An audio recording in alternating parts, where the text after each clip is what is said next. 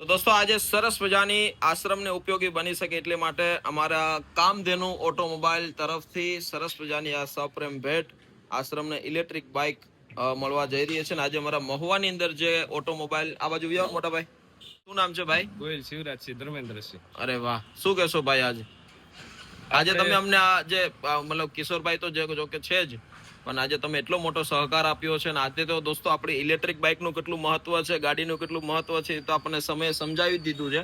તો શું કહેશો એ વિષય વિશે? તમારે સોશિયલ મીડિયા આશ્રમમાં ક્યાંય નાના મોટા કામ માટે જવું હોય તો જે રેગ્યુલર પેટ્રોલ વાળી ગાડી યુઝ કરો, જેથી કરીને કાયમી 100-200 નું પેટ્રોલ નાખવું એ જે એક્સ્ટ્રા ખર્ચ કરવો એના કરતા બેટર છે કે આપણે બેટરી વાળી ગાડી યુઝ કરો તો તમારે 2 યુનિટ રેગ્યુલર નું ચાર્જ કરવામાં ફૂલ થાય અને 100 કિલોમીટર ગાડી ચાલે. બિલકુલ જે આપણે મહિને 3 થી 6 હજાર નો તમારો જે ખર્ચ હોય એ એક્સ્ટ્રા બચે, જે આપણે બીજા પ્રભુજી સાથે એક્સ્ટ્રામાં યુઝ કરી શકીએ. હા બિલકુલ, બહુ મોટી વાત છે. અને આજે દોસ્તો અમારા આપણે શું નામ આપ્યું તમારે? શિવરાજસિંહ. અમારા શિવરાજભાઈ જે આખું મહુવાની અંદર જે આ ભાઈ તમે મેનેજમેન્ટ કરો છો, કઈ જગ્યાએ છે આપણે મહુવામાં? ક્રિષ્ના કોમ્યુનિટી હોલ ની સામે ગાર્ડન રોડ.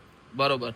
તો મહુવા પંથકની અંદર જેટલા પણ લોકો જોવે છે તે ભાઈની જે આ વ્યવસ્થા છે આપણે કામધેનુ ઓટોમોબાઈલ કે જે ખૂબ જ સારા પ્રમાણની અંદર આવી ઇલેક્ટ્રિક બાઇકનું સેલિંગ કરી રહ્યા છે અને ખૂબ સારી કન્ડિશન, અને બીજી વસ્તુ એમની સર્વિસ પણ સારી, બધી જ રીતની વ્યવસ્થા ખૂબ સારી. આજે આપણા આશ્રમને ઉપયોગી બની શકે એટલે મહિને આપણા 5 થી 6 હજાર બચી રહે એ માટે એમને જે આ સહયોગ આપ્યો છે માતાજી એમને ખૂબ જાજુ આપે.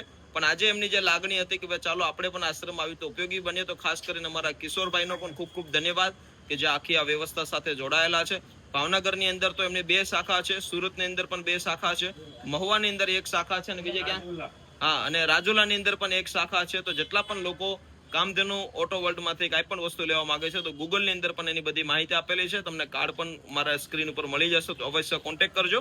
આપણે માર્કેટિંગ માટે નથી કહેતો, પણ આજે એમની જે લાગણી અને વ્યક્ત કરી છે ને આજનો આ સમય ઇલેક્ટ્રિકનો સમય છે, તો આપણે જેટલી બને એટલી વસ્તુ આપણા ઇલેક્ટ્રિક માંથી યુઝ કરીએ અને કંઈક ને કંઈક આપણે બચાવ કરીએ, તો એ જ મહત્વની છે. અત્યારે સરસ મજાની આપણે આશ્રમની અંદર નાનું મોટું શાકભાજી છે, નાની મોટી વસ્તુ છે, લાવી લઈ જઈ શકીએ અને સર્વિસમાં પણ ખૂબ સારું. એ માટે આપણને આ ગાડી આપણને ભાઈ ભેટ આપી છે. થેન્ક યુ સો મચ, ખૂબ ખૂબ ધન્યવાદ ભાઈ. Okay, welcome. Thank you.